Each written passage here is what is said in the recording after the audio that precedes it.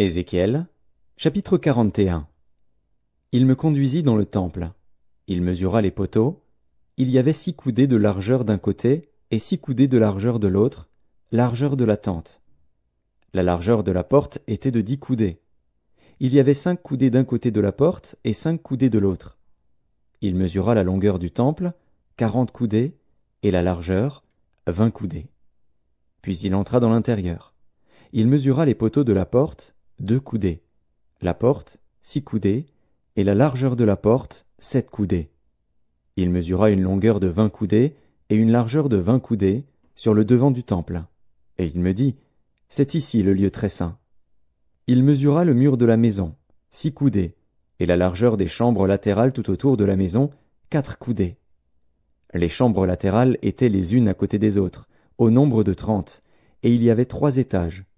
Elles entraient dans un mur construit pour ces chambres tout autour de la maison. Elles y étaient appuyées sans entrer dans le mur même de la maison. Les chambres occupaient plus d'espace à mesure qu'elles s'élevaient, et l'on allait en tournant, car on montait autour de la maison par un escalier tournant. Il y avait ainsi plus d'espace dans le haut de la maison, et l'on montait de l'étage inférieur à l'étage supérieur par celui du milieu. Je considérais la hauteur autour de la maison. Les chambres latérales, à partir de leur fondement, avaient une canne pleine, 6 grandes coudées. Le mur extérieur des chambres latérales avait une épaisseur de 5 coudées. L'espace libre entre les chambres latérales de la maison et les chambres autour de la maison avait une largeur de 20 coudées tout autour. L'entrée des chambres latérales donnait sur l'espace libre une entrée au septentrion et une entrée au midi, et la largeur de l'espace libre était de 5 coudées tout autour. Le bâtiment qui était devant la place vide, du côté de l'Occident, avait une largeur de 70 coudées, un mur de 5 coudées d'épaisseur tout autour et une longueur de 90 coudées. Il mesura la maison, qui avait 100 coudées de longueur. La place vide, le bâtiment et ses murs, avaient une longueur de 100 coudées. La largeur de la face de la maison et de la place vide, du côté de l'Orient, était de 100 coudées. Il mesura la longueur du bâtiment devant la place vide, sur le derrière, et ses galeries de chaque côté. Il y avait 100 coudées.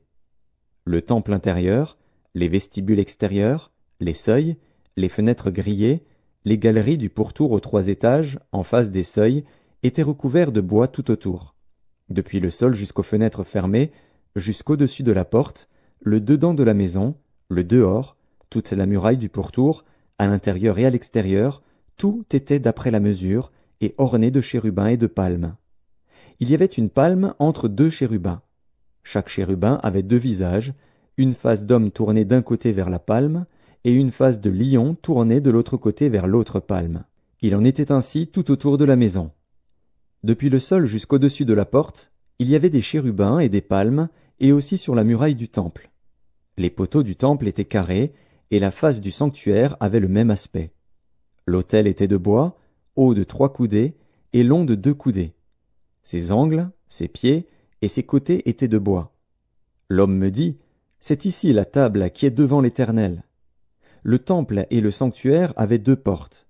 Il y avait aux portes 2 battants qui tous 2 tournaient sur les portes, 2 battants pour une porte et 2 pour l'autre. Des chérubins et des palmes étaient sculptés sur les portes du temple comme sur les murs. Un entablement en bois était sur le front du vestibule en dehors.